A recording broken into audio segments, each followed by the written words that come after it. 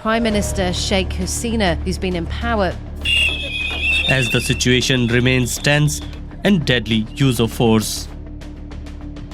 The students are sticking to that point and said until and unless the key demands are met, they'll continue that protest. We want justice and accountability for those who are involved in recent killings.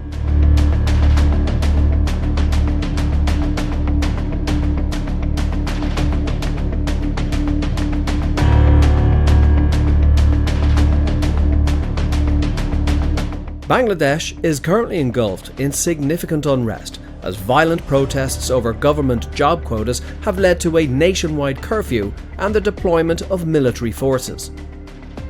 The turmoil has resulted in over 100 deaths and numerous injuries, compounded by a communications blackout that has isolated the nation of 170 million people from the outside world. The protests were ignited by a Supreme Court decision in July 2024 to scale back the controversial job quotas, originally reinstated by a High Court ruling in June 2024. The quotas reserved up to 30% of government positions for relatives of veterans from the 1971 War of Independence, along with other categories, amounting to a total reservation of 56%. This decision faced significant criticism for alleged discrimination and favouritism towards supporters of Prime Minister Sheikh Hasina's ruling Awami League Party. Initially, the protests began peacefully on July 1st, but tensions escalated sharply by mid-July, resulting in widespread unrest. The government's severe measures, including an internet blackout and curfew, failed to quell the protests. Student leaders have accused the government of using excessive force, with human rights groups condemning the police's response. They started to hit me with something like an iron stick, and at one stage I became senseless. The rest of the time I had no sense.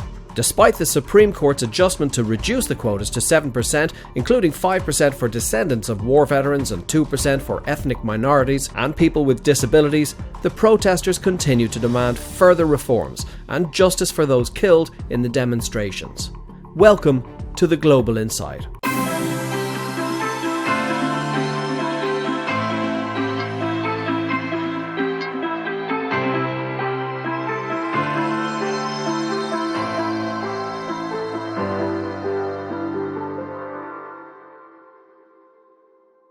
As the protests intensified and government response became increasingly severe, police and paramilitary forces were deployed to break up demonstrations and enforce the curfew, leading to violent encounters between law enforcement and protesters. To control the situation, the government imposed a nationwide internet and mobile service blackout, further isolating the population amidst the chaos.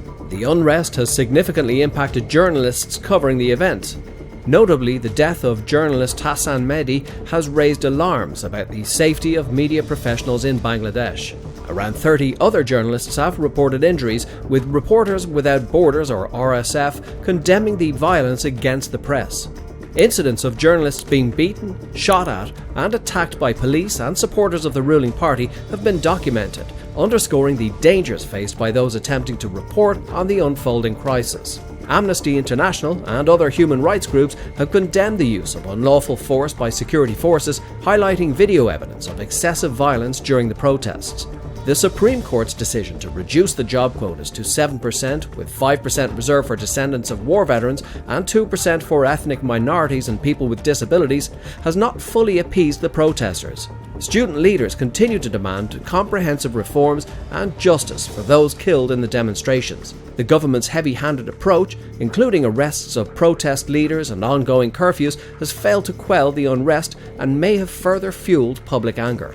The protesters, primarily university students, are demanding an end to the quota system, which they argue is discriminatory and disproportionately benefits supporters of the ruling Awami League Party. They're advocating for a merit-based system that will provide equal opportunities for all job seekers. Prime Minister Sheikh Hasina has defended the quota system, emphasising the need to honour war veterans for their contributions to the nation's independence. The protests, however, revealed deeper frustrations among young graduates facing limited job opportunities and rising inflation. These economic challenges are exacerbated by global upheavals, including the impact of the war in Ukraine, Despite Bangladesh's impressive economic growth, averaging 6.25% annually over the last 2 decades, inequality and unemployment remain significant issues, particularly for educated youth. The job market in Bangladesh is highly competitive, with over 400,000 graduates vying for approximately 3,000 government jobs each year. This disparity highlights the systemic challenges within the government sector, further fueling the discontent among young people. The Supreme Court's recent decision to reduce the job quotas has not fully addressed the protesters' demands as they continue to push for a fully merit-based system. Moreover, the economic context underscores the urgency of these demands. Young graduates are particularly affected by the economic challenges, as the current system does not adequately support their integration into the workforce. The protests have brought to light the broader issues of economic disparity and the need for comprehensive reforms to ensure equal opportunities for all citizens. As the situation continues to evolve, the curfew remains in place and military forces are deployed throughout the country to maintain order. The Supreme Court has interviewed, temporarily suspending the High Court's ruling on the quota system after scheduling a pending appeal hearing for July 23rd. Prime Minister Sheikh Hasina has urged protesters to wait patiently for justice, emphasising that the government is committed to resolving the issue. The international community has closely monitored the unrest, with significant reactions from Bangladeshi communities abroad, who have organised peaceful protests to show solidarity with the demonstrators back home. The United Nations Secretary-General has urged Bangladeshi authorities to safeguard the rights of protesters and ensure their safety, highlighting the importance of peaceful resolution and respect for human rights. Demonstrators within Bangladesh have threatened to launch a complete shutdown of the country's transportation systems, businesses, and schools if their demands are not met. This potential escalation underscores the gravity of the situation and the protesters' determination to see significant changes in the job quota system. The government's response to the protests has been criticised for its heavy-handedness, with reports of excessive force used by security personnel and numerous arrests of protest leaders. Human rights organisations, including Amnesty International, have condemned the actions of the Bangladeshi government, calling for accountability and the protection of civil liberties. The ongoing unrest and the international reaction highlight the broader implications of the quota system controversy, not only for Bangladesh's domestic policies, but also for its international reputation. As the Supreme Court hearing approaches, the world watches closely to see how the Bangladeshi government will navigate this critical juncture. The ongoing protests in Bangladesh reflect significant public discontent with the government's job quota system, which reserves a substantial percentage of government positions for specific groups, including descendants of war veterans.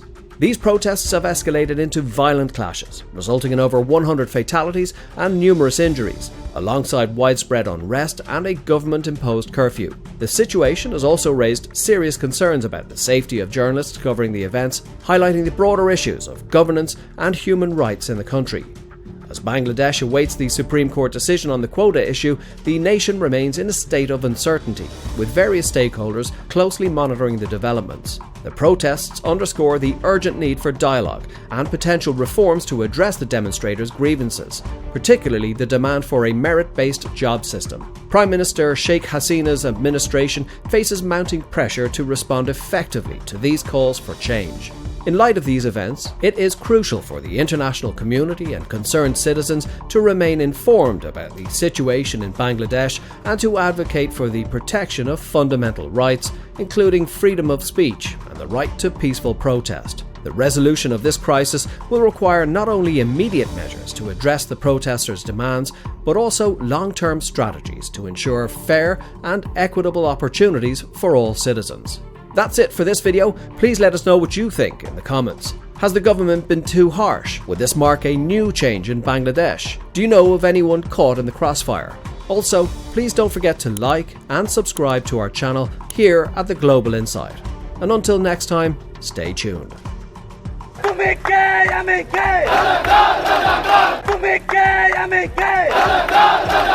This situation will change as quickly as possible. We made the situation calm. It will get better slowly.